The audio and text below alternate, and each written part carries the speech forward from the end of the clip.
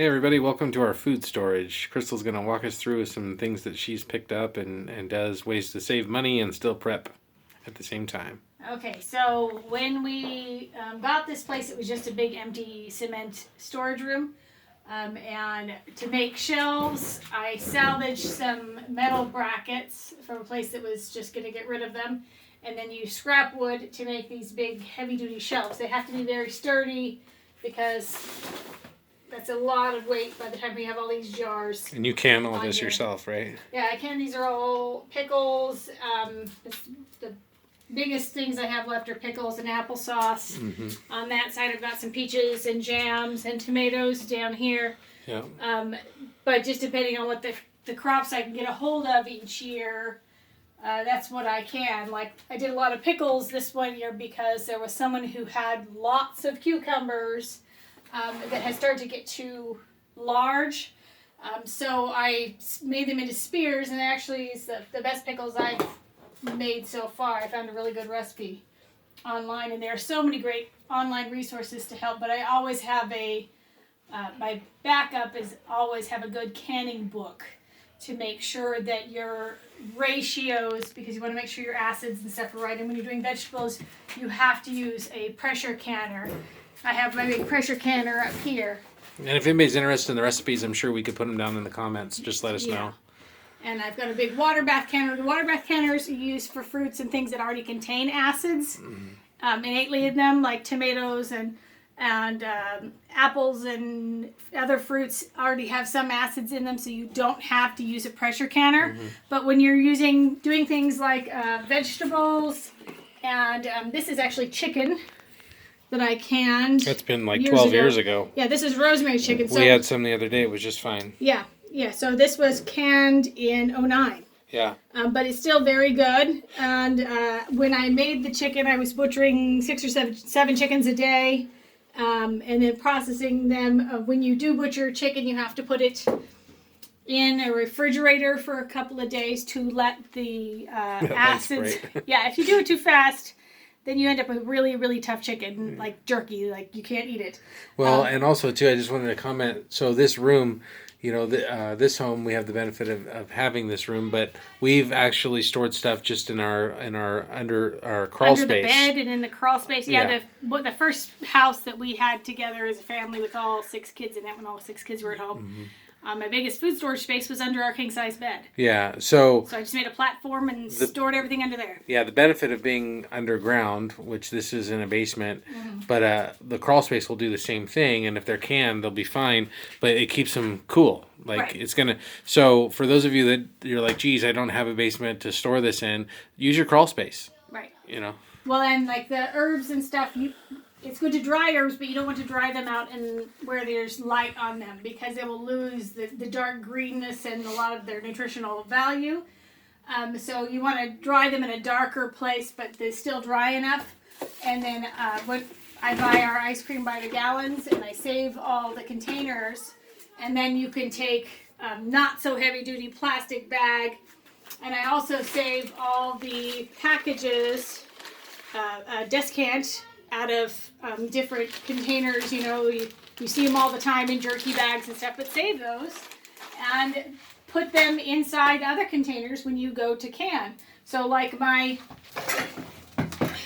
big bags of sugar and flour, it's right there, and it's keeping it from getting wet and sticking together as much. And you save the water jug or the milk jugs for water storage. You just have to be very careful that you use good soap and get all, because milk has an oil in it and it's hard to get it off. So you have to do a thorough job of rinsing before you put it in there.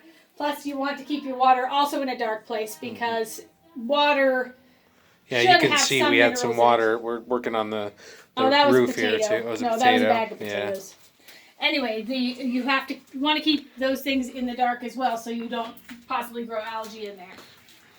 And then I've been buying, as I can, bulk big bags of different grains and such. But I'm waiting to get some 2-gallon buckets because the 5-gallon buckets, though great for long-term storage, if you're wanting to be able to move them or use them, like we would like to take some of this up to the homestead property we're trying to develop, but trying to fit and move 5-gallon buckets. I have some back problems and stuff, and you could really twist something and So get having hurt. an easily movable containers. Right, an easily movable container, storable and sealed from vermin.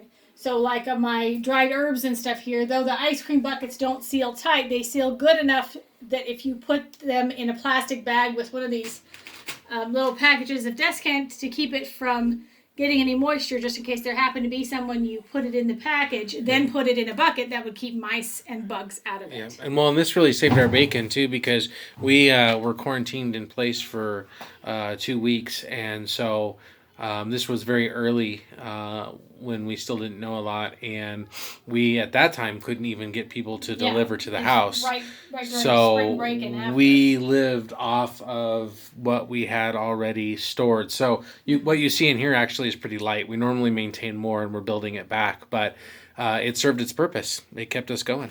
Well, and we try and use the older stuff too, because as I said before in the live stream, there's a lot of people that store things and never touch it. Well, you want to rotate it. You want to rotate it. You want to use it, and you want to store things that you'll actually eat. You know, like most people, unless they're allergic, will eat peanut butter. Or if it's not peanut butter, you could store almond butter. There's a lot of things that have a long so we store a lot of that stuff dates. too. Yeah. Right, and when I find a good sale on something, I might buy an entire case of it. Yeah. The Ridley's that's near our house has case lot sales frequently, and so you can get a good deal on large amounts of things. Mm-hmm. As well as when I go to the store, I try and buy a package of the milk powder, because that's also a good storage lightweight thing. And you could actually, I was just thinking too, sorry, but if you don't even have much room in your crawl space, but you've got a little bit of a yard, you could even just dig a hole and then put planks over the top of it. It wouldn't be super ideal, but as long as, if you had a sprinkler system in your run. Well, yeah, you don't want to go through your sprinkler system, but as long as it's a dry place and it's not too warm, you would be fine. You also have to keep track of moisture. I've had a little bit of a moisture problem in here. Let's see if I can find one. So initially, I've corrected it mostly, but initially we had a little bit of a moisture problem in this room. And it makes some of the things start to rust a little bit. So making sure that you keep the moisture out, and if you do see rust on it, you get those things recontained so they don't go bad. Because you don't want to lose what you've stored and all your hard work. Yeah, and this fall, Crystal's really good at canning, so we'll do a couple videos showing how to can. So for those of you that want to get into it and actually do it, we'll do some how-to canning videos. And also, too, if we're lucky and we harvest this year, when we hunt, then we could even show how to process the meat. Right. We process our own venison, so for those of you that are interested, and if you're offended, don't watch that video, I guess. But venison really is one of the most clean. Yes, well, and it's more humane in my mind, at least, that that animal was wild and free up till the moment that you shot it, and we try and make sure that that's done as humanely and quickly and respectfully as possible. Yeah, and it's just another skill that you should have. It's in my mind, it's a prepping skill. Yes. So, all right. Well, thanks for watching, and take care.